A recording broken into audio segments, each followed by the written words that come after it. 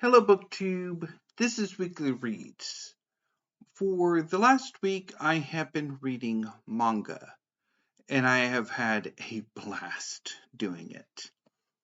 I read quite a number of volumes, so let's get going because usually when I read a lot of volumes from a lot of series, these weekly reads can go quite long.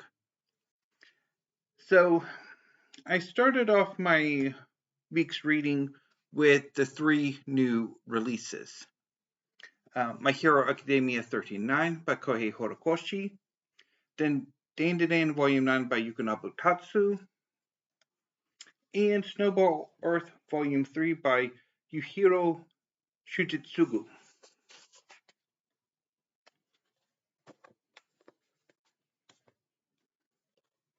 So, My Hero Academia by Kohei Horikoshi is a series inspired by American superhero comics.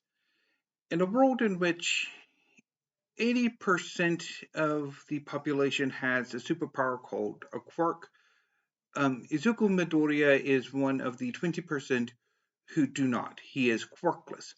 However, Izuku deeply admires superheroes and wants to be one, despite being quirkless. One day, an act of bravery on his part inspires All Might, the greatest hero in Japan, to take Izuku on as his apprentice. And All Might grants Izuku his quirk, One for All, which is a quirk that's an amalgamation of several quirks. This allows Izuku to go to UA, the premier school for superheroes in Japan, and to take on the superhero identity of Deku. While Izuku learns to be a superhero alongside his classmates, the era of peace that All Might has built is beginning to crumble as a new generation of villains are rising to challenge this society that rejects them, led by the League of Villains, which is led by a young man named Shigaraki, who himself is a disciple, an apprentice of the of All Might's archenemy, All for One. This volume 39 is deep in the final battle, and in fact, the final battles of the final battle. So, the League of Villains has taken over another team of villains called the Meta Liberation Army to form the Paranormal Liberation Front. The heroes lured the villains into a trap, which allowed them to separate the villains into more manageable sort of groupings so that the heroes can more easily take them out. This volume 39 features three fights. The first is what I call the Todoroki family feud. For much of the series, not much of the series, but up until All Might's retirement, early in the series, the number 2 hero was Endeavor, who was deeply jealous of All Might and desired to be number 1. And he decided that if he couldn't do it, well, one of his children would. And so he contracted a illegal marriage. You're not supposed to marry based on quirks, which is what he did. And he and his wife had 4 children. The first child, Toya, was the first child of Endeavor's ambition, and it ended seemingly in tragedy. And Endeavor's attentions then moved to the youngest child, Shoto, who is one of the main characters. However, Toya, spoiler alert, is in fact the supervillain Dabi, who at this point in the final battle had been temporarily defeated by his younger brother Shoto, but he got a villainous second wind and is about to go Nova, with the only person seemingly able to stop him being his father.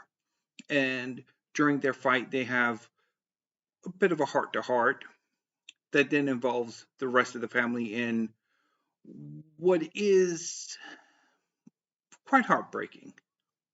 I nearly teared up during uh, many scenes in these chapters. The second fight is also equally moving, and that is between the hero Ochako, who goes by the superhero name Uravity, against one of the earliest villains of the series, a young woman named Himiko, who has the ability to shapeshift after she's consumed some of her victim's blood. And at this point, she has consumed the blood of another villain named Twice, who was her best friend. And she has basically shapeshifted and used Twice's powers to make a mini army of Twice looking clones who've been running amok in her area of the battlefield. When she's confronted by Ochako, who is one of her special targets. And during their fight, they have a heart to heart that sees a very amazing exploration of Himiko's character. And then the final fight is the beginning of All Might's fight with the rejuvenated All for One. However, at this point, All Might has lost his quirk. He's exhausted its remnants and is forced to fight using powered armor. And that fight, the early stages of it is pretty fun. So I really enjoyed Volume 39 of My Hero Academia. And I do want to show you some images, although not too much because we're already 7 minutes in and I've only talked about one volume. So this here is All Might, this is Shoto, and this is Ochako. Okay. So on to Dandadan by Yukinobu Tatsu. So Dandadan is a really wild series about two teenagers, Momo and Ken. Momo believes in spirits and the supernatural. Ken believes in aliens. Momo does not believe in aliens. Ken does not believe in the supernatural. So they make a bet. Ken will go to a place that is haunted. Momo will go to a place that has been visited by aliens. And they discover that, in actual fact, both aliens and the supernatural exist. And their encounter with the extraterrestrial and the supernatural changes both Momo and Ken in fundamental ways. Momo's encounter with the Sapoans unlocks her latent psychic abilities, and Ken's encounter with the depraved ghost Turbo Granny grants him super speed and some of Turbo Granny's personality at the cost of his family jewels. So Momo and Ken, who goes by the nickname Okuron, set out to try to find his family jewels and have crazy adventures along the way, alongside several other characters who have had encounters with the supernatural that have granted them superpowers like Aira and Gigi and all guided by Momo's rather youthful grandmother. Um, so this volume uh, begins with our characters being chased by a kaiju, a giant monster. They are joined by a young man rather like Okuran named Kinta. So they make it to Momo's house and they discover that the material that was used to rebuild the house is capable of transforming. And so, in order to fight the giant kaiju, what you need is a giant robot. And Kenta takes the lead because this is sort of his thing, even if he is not necessarily all that good at it. And the kaiju is largely defeated by Momo and Aira. So they discover that the kaiju is actually just a suit that can grow, and that the pilot is a young woman named Vamola, who is an extraterrestrial from an unknown species. And so she's taken in temporarily by Momo's grandmother, even though um, Momo and Aira are opposed to this because Vamola, like Momo and Aira, has developed a crush on Okuran. And so the volume ends with Momo and Vamola coming to a sort of friendship as they both face the slit-mouthed woman. And that was really fun. I had a blast. So let's look at some pictures real quick. And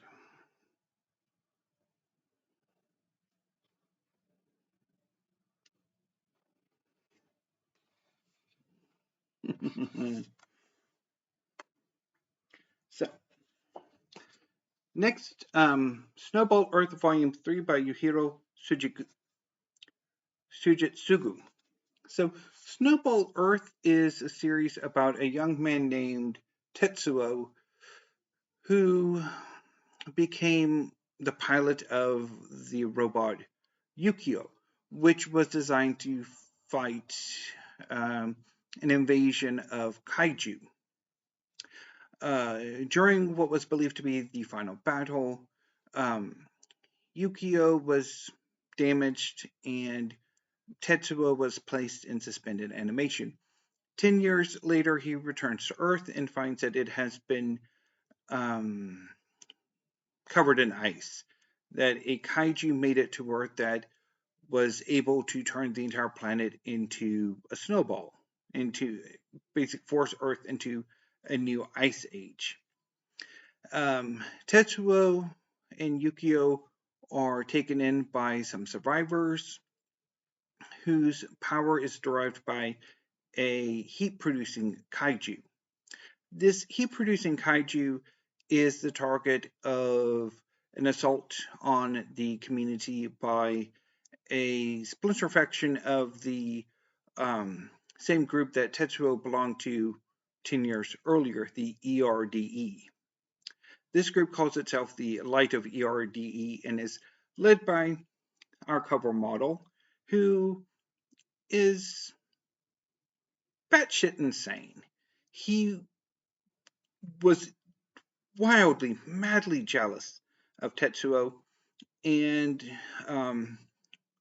acquired a large number of children, quite like Tetsuo, in order to mold them into rivals of Tetsuo. And this cadre became the core, I'm assuming, of the Light of ERDE, who will seek the heat-producing kaiju in order to allow them to get to the ice-producing kaiju so that the Light of ERDE can fight this kaiju, kill it, and become the saviors of the world because, for whatever reason, a 30 to 40, 50-year-old man is psychotically jealous of a teenager. But it was fun. I really enjoyed this volume. Um, really interested to see how it goes. I quite liked the fights. I'm really curious to see how Tetsuo's character grows. He's very um, emotionally stunted, um,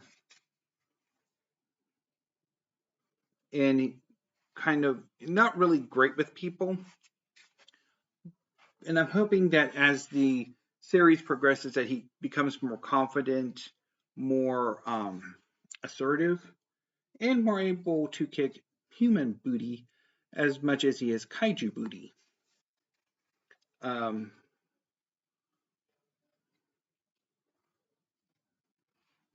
and hopefully, the final scene of this volume will lead into that direction. Let me show you that because,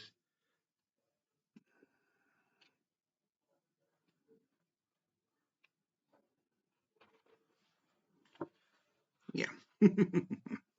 Anyway, so that was Snowball Earth Volume 3. So I next read 2 volumes of Zom 100 by Haro Aso and Kotaro Takata, volumes 6 and 7. So Zom 100 is a series inspired by the zombie apocalypse. Before the zombie apocalypse happens, Ekara is a wage slave working at a very exploitative, toxic company. And when the zombie apocalypse happens, Akira takes the opportunity to quit and to create a bucket list of 100 items or things or events or experiences he wants to have before he becomes a zombie. Volume 6 begins with a continuation of a storyline from the 5th volume.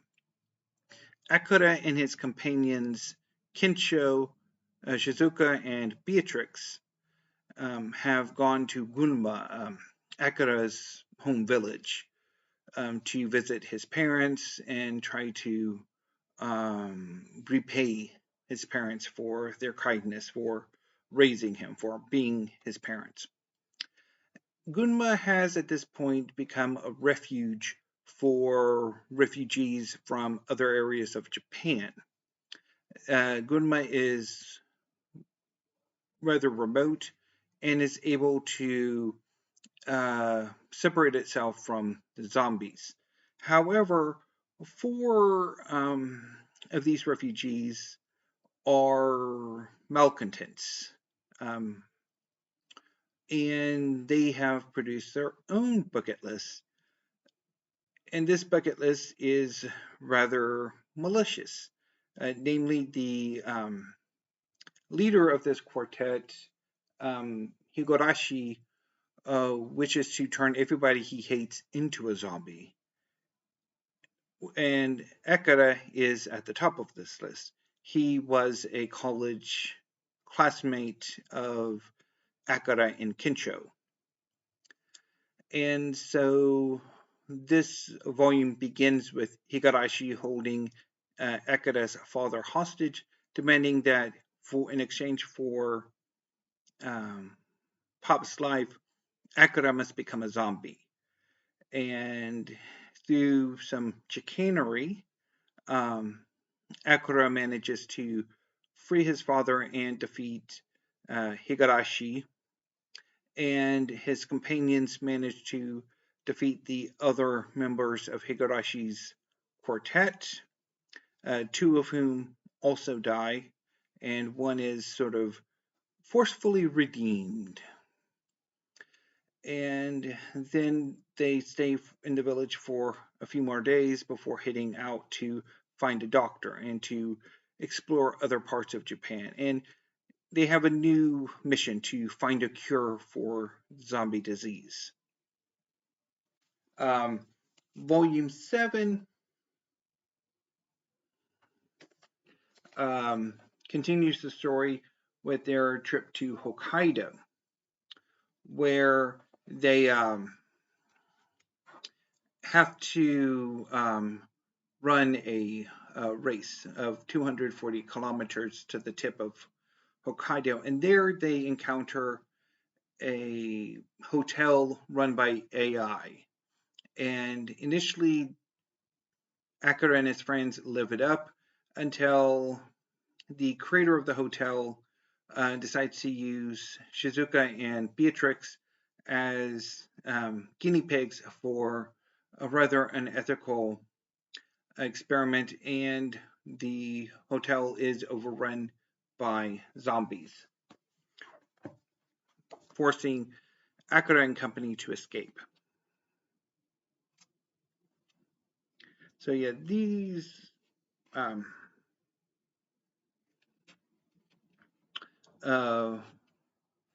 volumes were really fun. I'm really loving this series.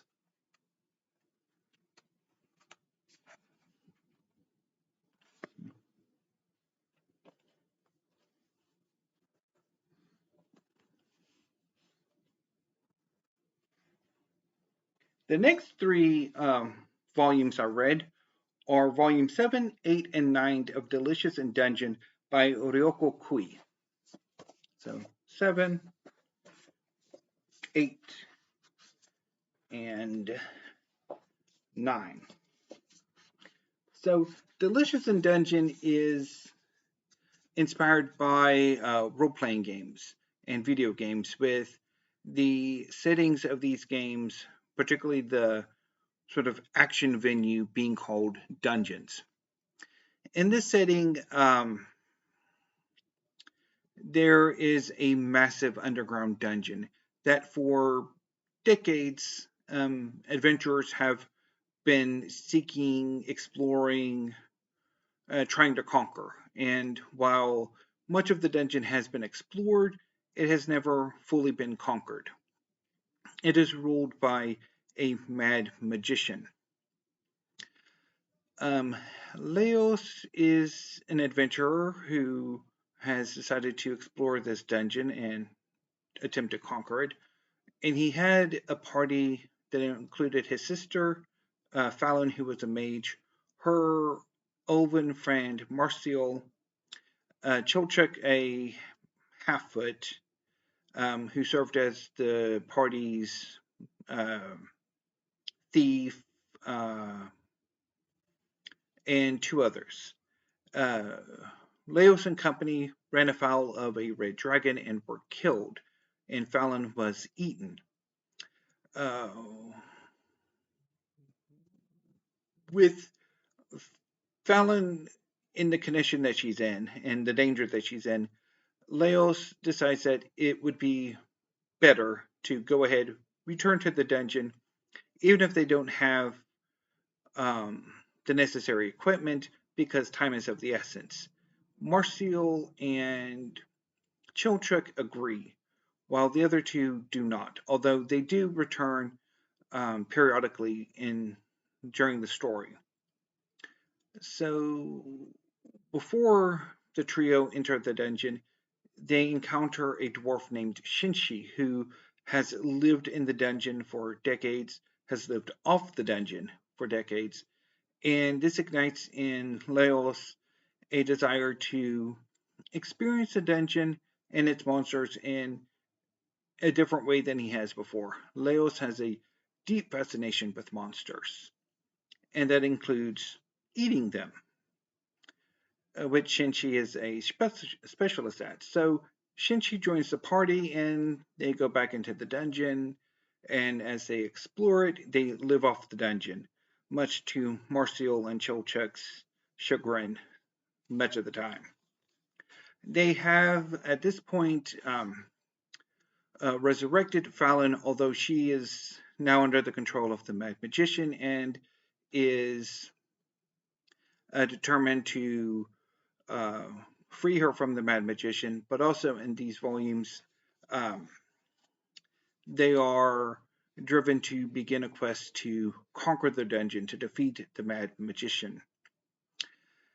At this point, Shuro, one of the companions who left, and Capru, another adventurer, have sort of teamed up, but not exactly with Leos, and they've returned to the surface. And it's at this point that the elves begin to move in on the dungeon.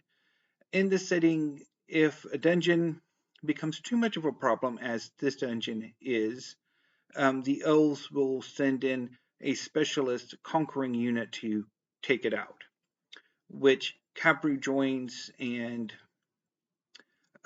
betrays, and so or he kind of gets involved in an early fight, and things go haywire, and he and the leader of the Elvish detachment, I think his name is Methan, who's the cover model for Volume 9, um, go and explore the dungeon themselves, while Leos and company are getting ever closer to the heart of the dungeon and a confrontation with the Mad Magician.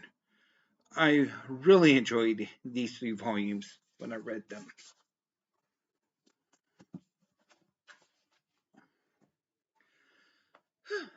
So, on Sunday, so I read all of them on Saturday. I had a really productive manga Saturday. On Sunday, I read 6 volumes of Bleach by Tite Kubo. 13, 14, 15, 16,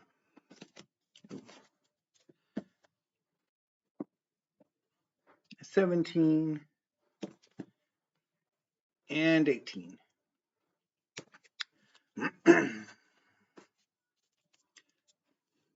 So, Bleach is one of the most popular manga series in the world. It was, for its run, one of the big 3 manga series published by Weekly Shonen Jump. Bleach is the story of a young man named Ichigo Kurosaki who can see ghosts and interact with them. One day he sees what appears to be a young woman named Rukia Kuchiki, who is a Shinigami, a soul reaper. She is hunting a hollow, a corrupted spirit that has lingered in the mortal world too long and has become a monster. This hollow wounds Rukia, and in order to defeat the hollow, she must transfer her soul reaper abilities to Ichigo. This turns him into a temporary soul reaper, and Ichigo defeats this hollow and must, for some time, continue on with being Rukia's substitute as she recovers, although this recovery is slow going. After a conflict with a classmate named Yoryu, who is a Quincy, he's a human with special abilities that that destroys hollows. And during this event, 2 other classmates, Ichigo's friends Orihime and Chad, develop supernatural powers of their own.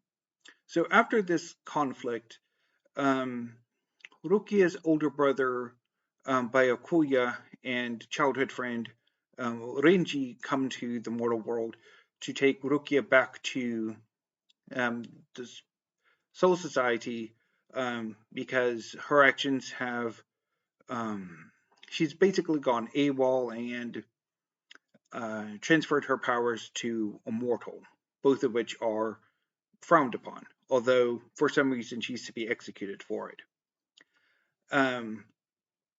Yoryu then Ichigo intervene and are defeated, and after training for about a week and a half, Ichigo, Yoryu, Orihime, Chad, and the talking cat, Mr. Yoryuchi, travel to Soul Society and infiltrate and begin an invasion of Soul Society with the goal of rescuing Rukia.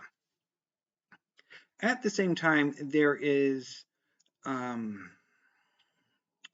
conspiracy going on that one of the company captains, Aizen, is looking into.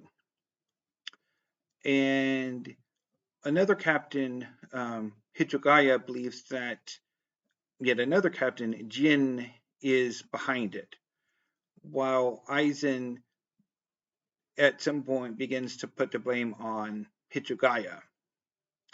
And all of this leads to what amounts to a Soul Society civil war, as several of the company captains disapprove of the decision to execute Urukia and believing that there's something going on and that this execution has something to do with it.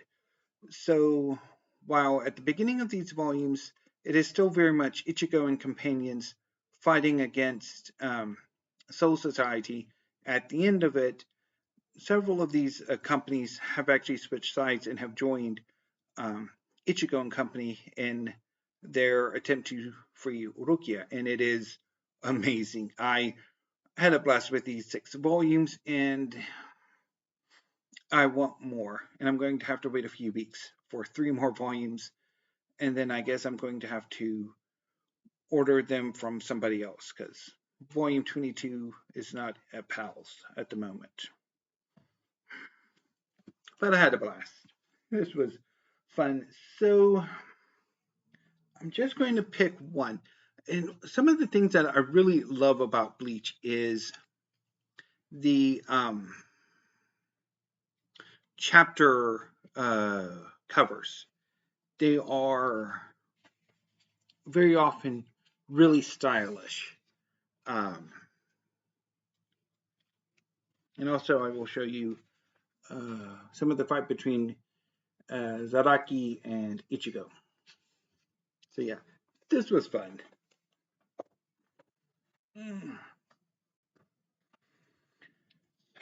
Next, I read 2 volumes of JoJo's Bizarre Adventure, Stone Ocean, by Hirohiko Araki, volumes 2 and 3, in these hardcover editions. So, JoJo's Bizarre Adventure is a long-running series. It's been around since the mid-80s, and it is composed of discrete arcs that are themselves manga. Can be seen as like individual manga series within a larger super manga series. So Stone Ocean is about a young woman named Jolene Kujo, who was framed for a hit and run as well as car theft. And she is imprisoned in Green Dolphin Street Prison.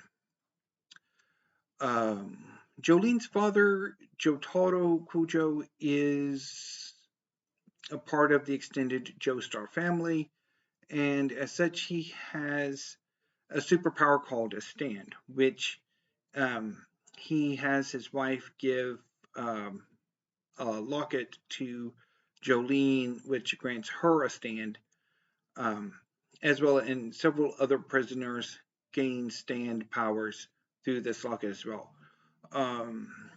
This prison is weird, very weird.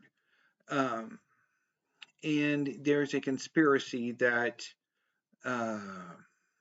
led to Jolene's imprisonment, and with the intent of drawing out Jotaro. Jolene decides to remain in prison so that she can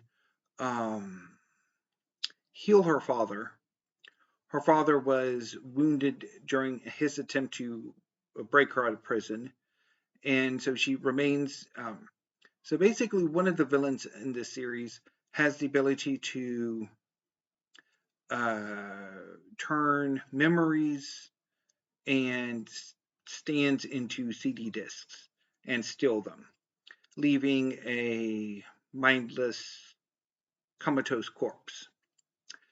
And so Jolene decides she's going to try to steal her father's discs back.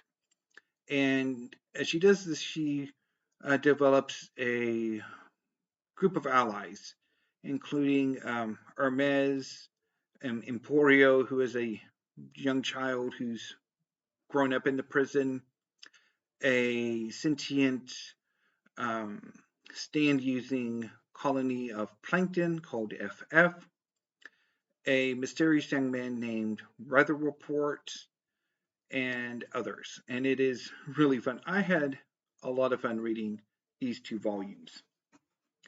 I'll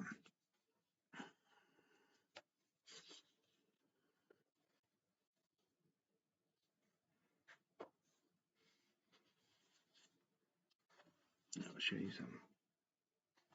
Okay.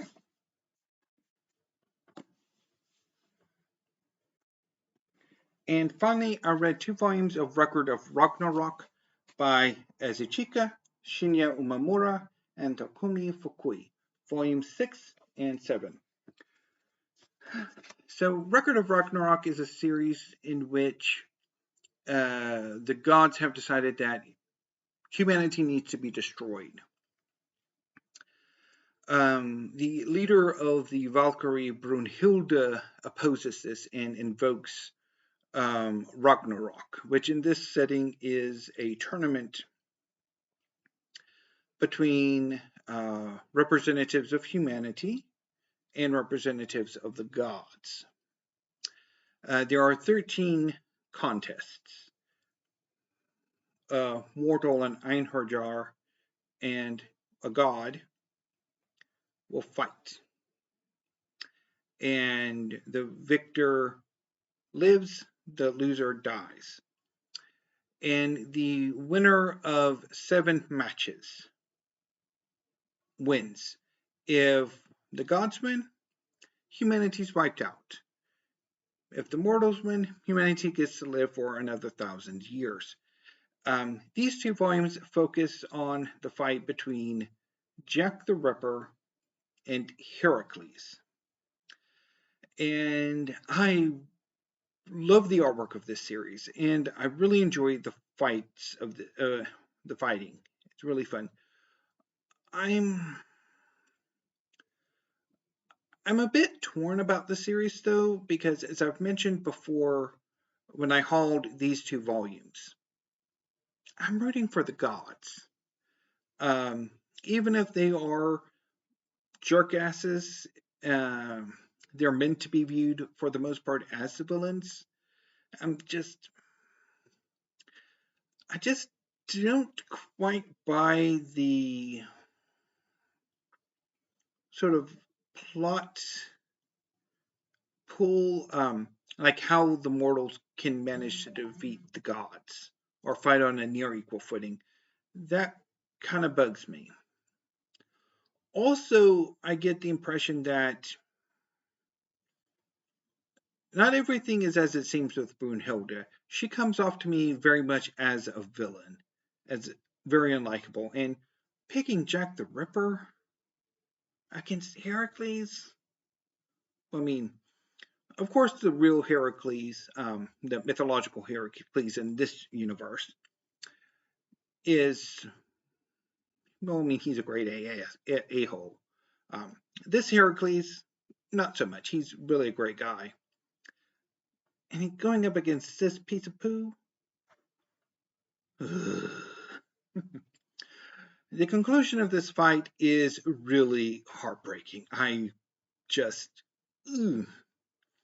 still wanted Heracles to win. Anyway, but still, I enjoyed it. So that was Record of Ragnarok. So let's do a tower, if I can, of all that I read this week.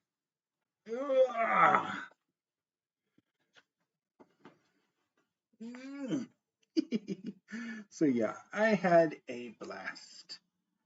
And I'm getting a workout doing this. Anyway, BookTube, this wrap-up has gone on for quite a long time. It honestly has improved my mood. For a good chunk of today, I have not been in a particularly pleasant mood. Not really because of Nonfiction November, which next week may be a bit rant heavy. We shall see. Or bill heavy. We shall see. Anyway, I'm going to go ahead and sign off for now because, again, this video has gone on way longer than I had anticipated or wanted. So, any booktube until I see you next week. Thank you. Have a great evening and weekend, and stay safe.